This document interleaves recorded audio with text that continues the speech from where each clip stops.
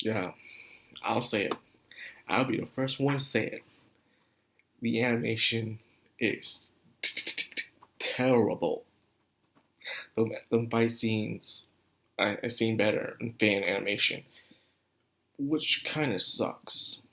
And people were complaining out there saying, how come a studio, despite how hard they do work, can't put together good animation compared to people on YouTube? And I'm like, true. However, people on YouTube can take as much as time as they want on animation. Some people release an episode a month, like Hallelujah Boss, and it'll be good, but it's still they can take their time. They're only releasing one episode a month or longer.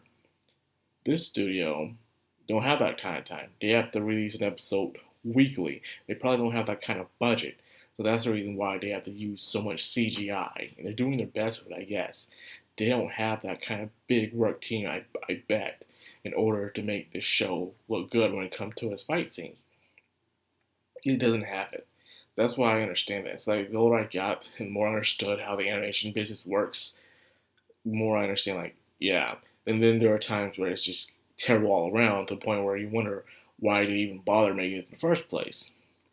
Now, usually in isekai, sometimes the only thing you have good going for some isekais is it's different things. You know, you like it for characters, story, or probably the animation. For Spider, I like it for the characters and the story. The animation is extremely lacking. If I had good animation, I'll probably be on like very good, like hyped up like Shield Hero or Shogo Tensei and ReZero, where they have good animation characters and story. This doesn't have that. So because of that, it's not from a very ground up studio. Now without further ado, let's get into this review. Man, the title of this episode is hilarious, saying how Kamoku was saying how she's not in this episode, but technically she kind of was, but not in our perspective as they want us to deceive us by. I still believe the girl in the white robe is Komoko. Nothing can tell me otherwise. It has to be her. I don't see who else is Komoko in the present of this world. But despite that, let's get on to the main topic.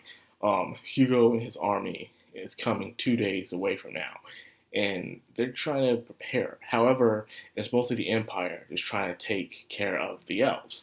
Apparently, the elves are aware of the reincarnations and also of the administrators, the gods, who pick these people from other worlds and I guess play with them as entertainment. And they believe that they're true ones pulling the strings behind everything. You know, it feels like if those anime, there's two types of isekais. There's sometimes, well, more than two, but the main ones is one where they have to fight the demon lord, and then there's the one where they have to fight the gods are pulling the strings behind everything besides the demon lord, which is always very interesting. Which one you like the most, depending on which one you read. Well, anyways, the elves. All I gotta say, the elves get what they deserve. I know it's not good to take a life, but these elves are like what happens to so many people in history, and including our own, where they're so comfortable in their advanced lives that they think they're better than everyone else, and they cannot possibly imagine something bad happening to them until something does happen, and there's no one around to help them because they isolate everybody, and now it's too late. That's exactly what happened to the elves in this episode. They were so underestimating of everyone. It's ridiculous. Like, yes, they're proud of their barrier, but still, you should still prepare.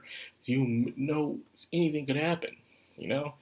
But again, that's what happens when you're so dominant for such a long time. You underestimate everyone around you, which is something you should never do, but it's something that even, I guess, even non-humans will go into habit of, which is sad. Sometimes you gotta break them human habits, people. They're not good. So apparently, the teacher is having a crisis right now. She's like, it's sad that she's seeing her students fight and kill each other. You know, they're being drawn mad of power or their own beliefs. Yuri has been brainwashed by the church itself, then brainwashed by Hugo, and now she's a complete crusader. Sophia, I guess Sophia was always a loner in the original world, and people saw her as kind of creepy, but now she's this vampire who has her own reasons of siding with the bad guys. Of course, Hugo, even though he was very competitive back then with Bad Panda Shun, he wasn't really much of a bad person until he got into his world, where now he is obsessed and greed with power. So things have completely changed, and now we have Kasama, yeah, I think his name was the guy who was like the errand boy. And I guess he still in a way kind of is the errand boy. He's the one that came in to destroy the the teleportation circle in order to destroy the the barrier surrounding the Elf Village. He's there. He seems to be a bit laid back, and they were all trying to attack him, trying to tell him to hold up. But the dude is working for the bad guys. So everything is falling apart, man. The elves are getting slaughtered because Yuri and her mages were attacking. Hugo is so powerful because he has lust and greed and stuff, where he not only can control people, brainwash them, but now he can take the skills, but partial of the skills of the people he kills. And since he has so many skills, how many lives did he take? Which is the teacher asked, and it's just like, man, what happened? But at the end of the day, a teacher, such as a parent, can only do so much for the ones they're watching over. And the day is up for that child / student to make their own choices in life in order to move on. Hugo dug his grave. He chose his path in a way. Yuri, however, I feel more sorry for because she, as a child, was already abandoned and then was taken in by the church. The elves could not take her away, and she became already brainwashed. She got more brainwashed because of Hugo, and now because of that, I guess there's no saving for her. I feel more sorry for her than any of the other characters on the bad guy's side because it just feels like it sucks for her, man. She didn't have a choice. She was way too gone in the fact that she saw herself as doing something good and righteous. She had that Crusader's mindset, that Dante's Inferno mindset, where she was destroying the heretics, kill them all and let God sort them out kind of philosophy. And she got shot killed by her own teacher. The teacher is doing everything that she stood against now. And it's probably sucked for her. She thought she could finally get rid of Hugo. Hugo was supposed to die in the Elf Forest. He probably will. But it depends on who's going to die by. So it seemed like the teacher was about to get killed until Shun comes along and saved the day. Yay, Shun. Shun's coming in like the hero he's supposed to be, And that's pretty sweet. But the battle is pretty crazy, man. Like, if it was better animated, I can guarantee you a lot of people would have been hyped for this battle. It would have been sweet to see, seeing all the fighting, the blood, the gore, the tactics.